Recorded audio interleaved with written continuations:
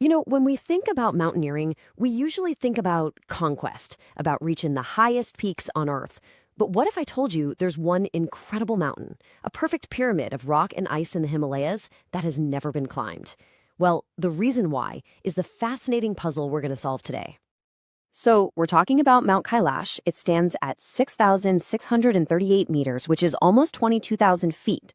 Now, that's not as tall as Everest, not by a long shot. So in an age where climbers are constantly looking for the next big challenge, why does this one summit remain totally, completely untouched?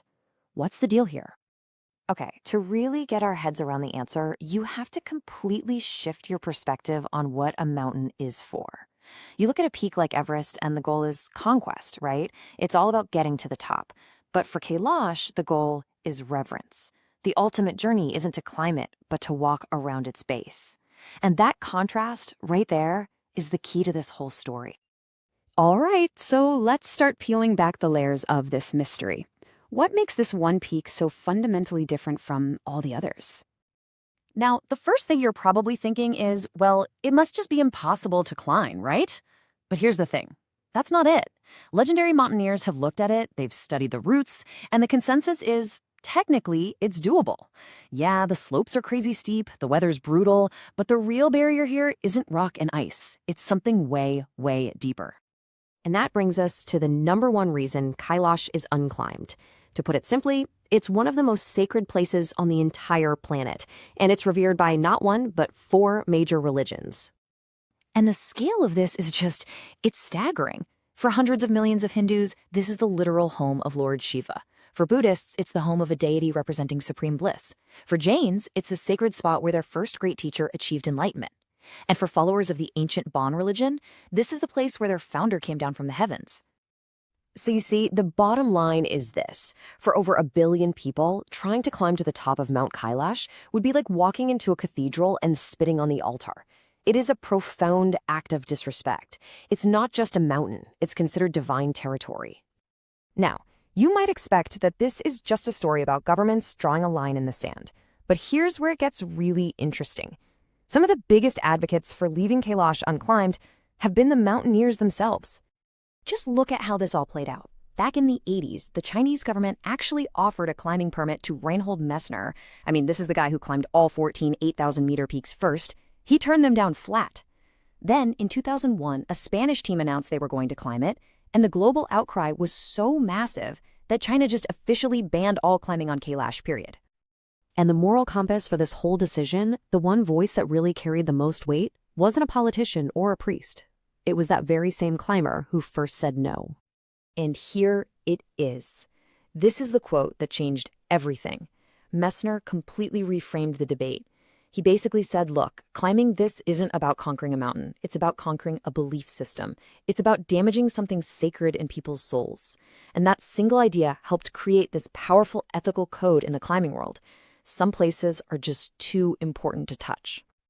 So, if the real adventure isn't about going up the mountain, then what is it? Well, for thousands and thousands of years, the ultimate journey has been to go around it. This incredible trek is called the Kora, or Parikrama. It's a 52-kilometer, that's 32-mile walk that circles the entire base of the mountain. And its purpose is the exact opposite of a climb. It's not about conquest. It's an act of deep humility and devotion. And the belief is that if you complete just one circuit, it can wash away the sins of your entire life. And let me tell you, this is no easy stroll. The Kora is a serious high-altitude pilgrimage.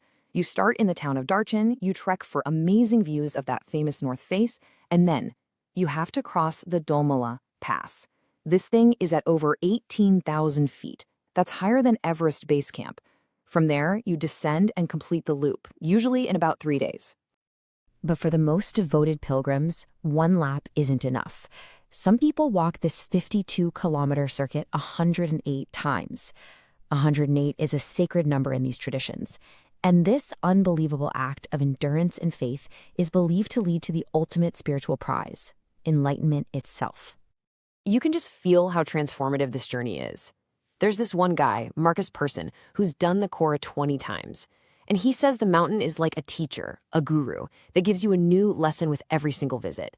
It's just a powerful, profound experience that calls to people. So, as if the religious meaning and the climber's code of respect weren't enough, Mount Kailash is also wrapped up in this thick blanket of myth and legend that just adds to its mystique.